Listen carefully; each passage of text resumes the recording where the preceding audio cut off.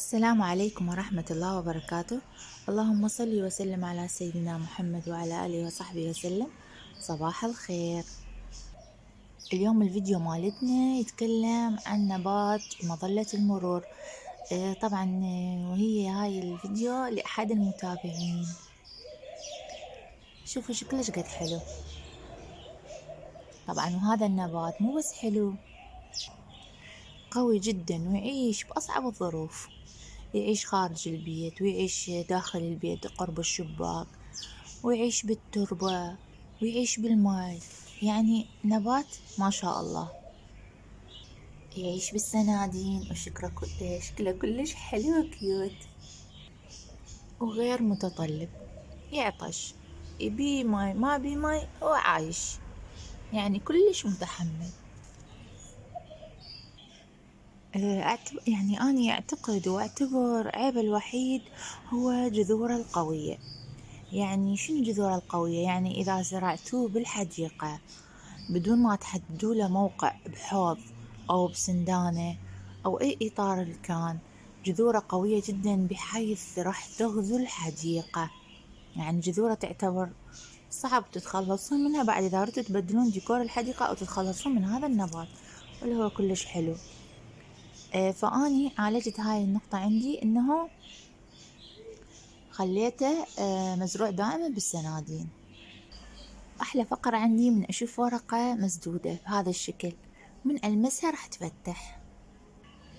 بصراحة ما فتحت بعدها مغلوقة على نفسها، قوية جدا ما شاء الله. طبعا هذا النبات من قد ما قوي، مرات من يعني أريد ألمه، يعني ألم أغصانه، أعقده بنفس الورقة مالته وتبقى عايشة وخضرة وما بي أي شي. بس شوفوا الجمال، شوفوا جمال الأوراق، شوفوا. وصلوا على النبي تفلحون. اللهم صل وسلم على سيدنا محمد وعلى آله وصحبه وسلم. هذا النبات الجميل يتكاثر بعدة طرق جميلة وجدا سهلة. مثلا هسه هاي الورقة اللي أمامكم صارت طويلة جدا كبيرة، انعكست بهذا الشكل. إذا لامست التربة هي راح تطلع نبات جديد من وحدها بدون تعب.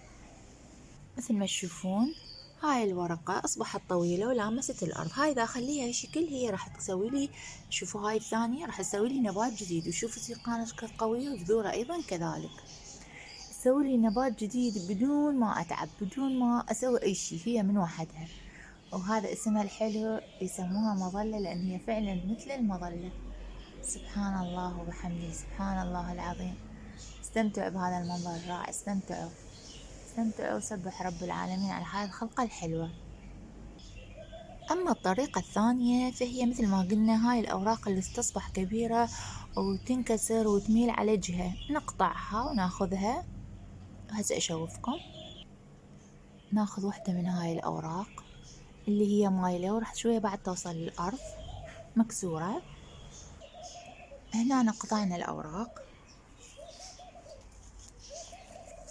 إذا تشوفون بيناتهن مائلات. سواء قطعتوا يعني هاي هسه احنا قطعناها بهذا الشكل، سواء بهذا الشكل وتحطوها في ماء بالمقلوب أو في تربة راح تنمو، وتنمو طبعا ما شاء الله بسرعة. أو قصيتوا من الأوراق، لأن هي الأوراق بعد ما إلها يعني أي أهمية. هاي الأوراق الهوسة بعد ما إلها أي أهمية تقصوها. أهم شي هو شنو؟ قلب الورقة، أهم شي قلب الورقة.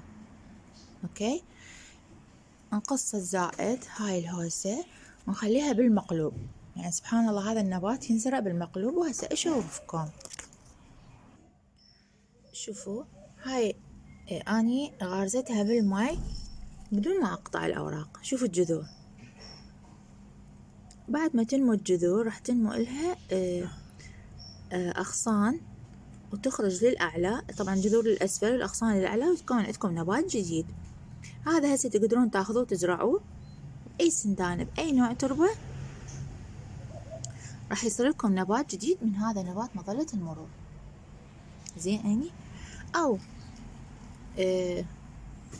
هذا أني قصيت الأوراق، جزء من الأوراق. طبعا شوفوا الجذور شوفوا جذور وصلوا على النبي اللهم صل وسلم على سيدنا محمد وعلى آله وصحبه وسلم. بعد ما تنمو الجذور راح تنمو هاي الأغصان اللي قلت لكم عليها. شوفوا هاي السيقان وهاي يصير عندكم نبات جديد. يعجبكم تخلوه بالمي عادي خلوه بالمي، يعجبكم تزرعوه بسندانة عادي تزرعوه. طبعا ولو أقول لكم هاي السندانة عمرها أكثر من 5 سنوات، يعني نفس المكان حاطة واحدة منها، لكن أقلمها دائما أقلمها، تقليم جدا مهم. هسه أني هاي راح أخليها ويا أختها وهاي أخليها ويا أختها. هاي قلنا بسم الله وصلينا على النبي، اللهم صل وسلم على سيدنا محمد وعلى آله وصحبه وسلم. خليناها بالمي كل وحدة ويا شاكلتها، بس تنمو لها جذور تقدرون تنقلوها للتربة. شوفوا هسه هاي ناقلتها للتربة وهاي هم ناقلتها للتربة،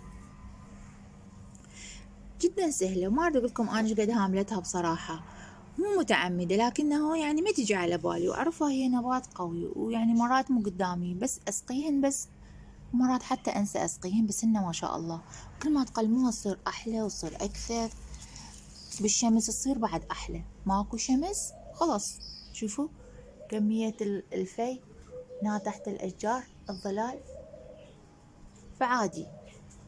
ليش أنا أقولكم يعني نبات سحري عجيب غريب.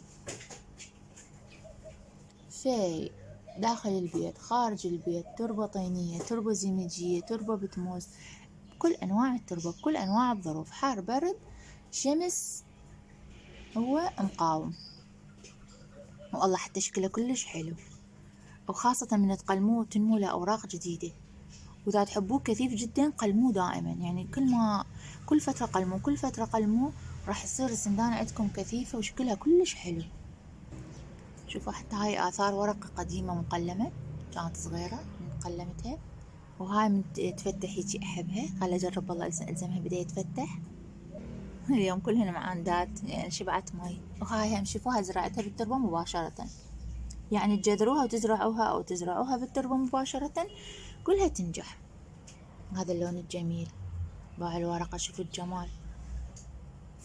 نظفت لكم يا من الورد باعوا، شوفوا الجمال. اللهم صل على محمد وآل محمد. سبحانك يا رب على هذه الخلقة البديعة. لا تنسون تتكاثر بالمقلوب. واللي يسأل عن سماد ما سماد ترى عادي ويا الحديقة، إذا أسقي الحديقة اسقيها، إذا سمد الحديقة سمدها، بس تعتبر يعني نوعا ما هي من النباتات المنسية، لأن هي ما شاء الله تعتني بنفسها. وصلوا على النبي، اللهم صل وسلم على سيدنا محمد وعلى آله وصحبه وسلم. ما شاء الله عندي هواية وانطيت هواية كلش حلوة. وإذا تزرعوها بسندانة، يعني أكو سندانة تكون يعني اسطوانية طويلة مو عريضة، بعد أحلى تصير شكلها، وانتو شفتوها زرعتها. وهذا كل ما كان عندنا عن النبات اليوم اللي هو مظلة المرور. وأي سؤال أنا حاضرة، وين ما تشوفوه اقطعوا ورقة وخلوها بالمي بالمقلوب، وراح تصير عندكم نبتة جديدة وحلوة بكل سهولة. يعني هيك يعني مثل ما يقولون أنت ومغمض، ازرعها أنت ومغمض. هذا النبات الجميل حل للما عندهم حديقة، للما عندهم شمس، أو اللي عندهم شمس قوية، يعني هو ما شاء الله سبحان الله الخالقة.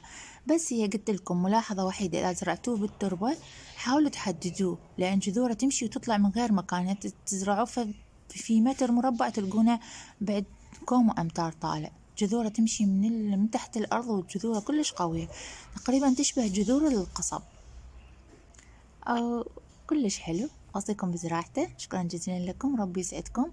أرجو أن تدعمون قناتي فلفل وقرنفل على اليوتيوب بالاشتراك واللايك. وشكرا لكل من يدعي لي دعاء جميل، يا ربي الله يكتب له بالمثل وزيادة.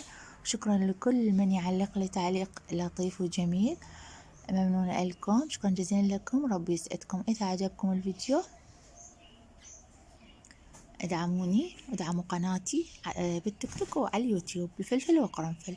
أي سؤال أنا حاضرة. شكرا جزيلا لكم وربي يسعدكم. صلوا دائما على النبي تفلحون. اللهم صل وسلم على سيدنا محمد وعلى آله وصحبه وسلم.